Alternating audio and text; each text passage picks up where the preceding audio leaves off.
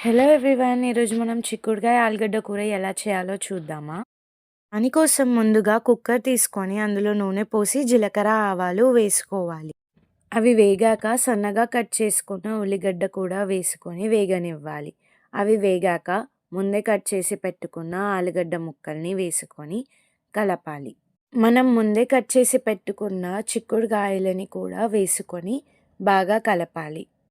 ఈ చిక్కుడుకాయ ఆలుగడ్డ కూర అన్నంలోకి ఇంకా చపాతీలోకి కూడా బాగుంటుంది. నాకు చిక్కుడుకాయలో గింజలంటే ఇష్టం. మీకు కూడా అంతేనా? కామెంట్ చేసి చెప్పండి. తర్వాత కూరలోకి మనం అల్లం వెల్లుల్లి పేస్ట్ వేసుకోవాలి. కొద్దిగా పసుపు, ఇంకా సన్నగా కట్ చేసిన మెంతం కూర కూడా వేసుకొని బాగా కలుపుకోవాలి. చిక్కుడుకాయ ఆలుగడ్డ కూరలో మెంతం కూర వేసుకుంటే టేస్ట్ బాగుంటుంది.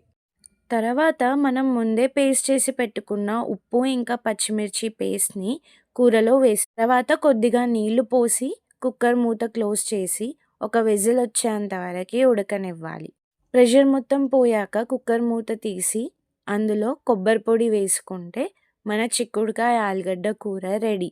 మీరెప్పుడైనా ఇలా చిక్కుడుకాయ ఆలుగడ్డ కూర ట్రై చేశారా? చేయకపోతే చేసి చూడండి, బాగుంటుంది. వీడియో నచ్చితే లైక్, షేర్ అండ్ సబ్స్క్రైబ్ చేసి వెళ్ళొచ్చు కదా! Thank you.